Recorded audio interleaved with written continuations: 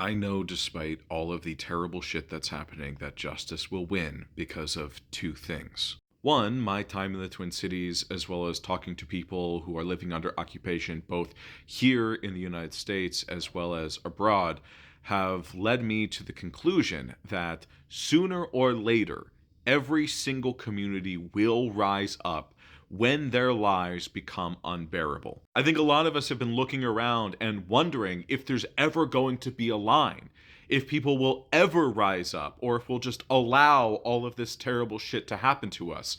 And I am now assured that people will rise up. Which still wouldn't necessarily be comforting without the second reason, which is that the American system is going to try and attempt to make every single community's lives unbearable. Now that sounds terrible, so why is that actually good news? The reason is because intelligent overlords try and divide communities from each other. They define out-groups and in-groups, and then they use the in-groups to attack the out-groups, take all of their shit, and then they give some of the in-groups some of the spoils of that war. It creates a base of support that allows them to sustain themselves at least until they have conquered everyone there is to conquer, or all of the people who have been conquered now outnumber them and are able to join together in a larger force. But that process takes a very, very long time to complete.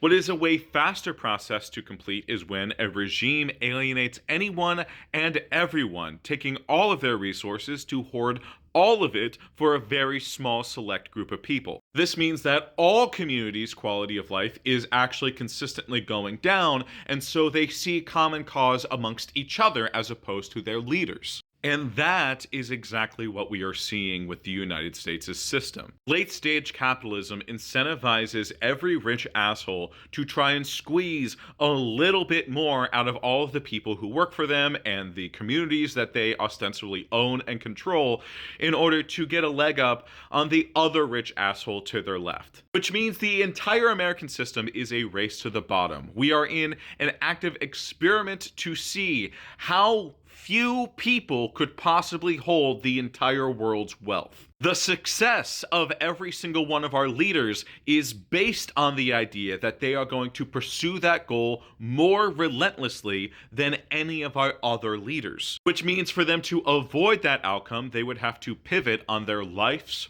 work all at once. And not only that, they would have to make sure that all of their competitors pivot at the exact same time. Because if any of them don't pivot, then they get to squeeze all of the resources that the others pumped back into the system, allowing that one individual to win the race of being the richest asshole that's ever lived. Which means we have set a system up in the United States that guarantees that we will destroy ourselves.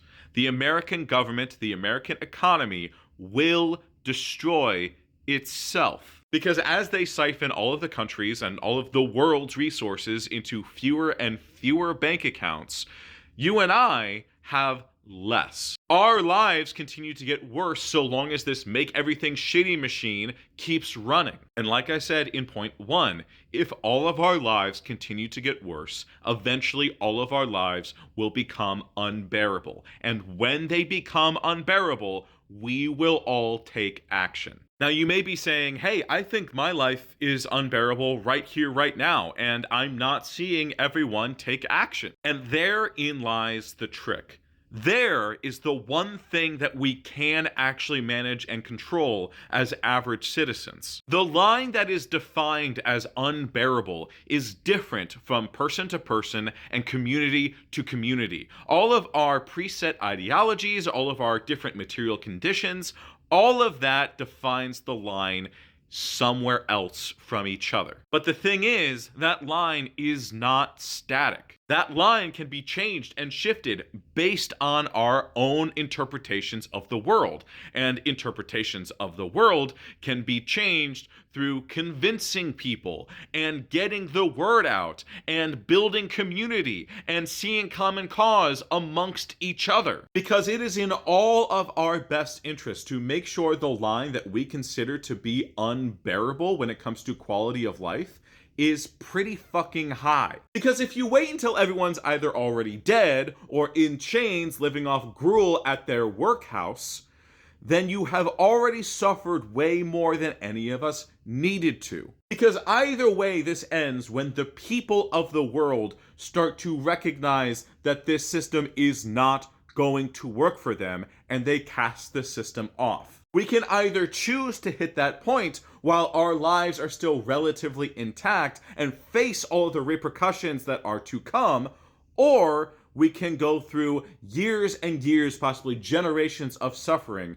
for no fucking reason. So the work right now is messaging and community building. The work right now is to get flyers out, pamphlets out, to host meetings and parties where you introduce people who are like-minded to each other. You raise your entire community's acceptability standards so that they act sooner rather than later. Don't go out there trying to convince them to act. Convince them that they deserve what every human being deserves, and convince them that if they fought to maintain what they deserve, that they have people there to help them and back them up. If we do those things, the revolution plans itself. And the sooner all of our lives stop getting so much worse, and actually, for the first time in living memory, get better.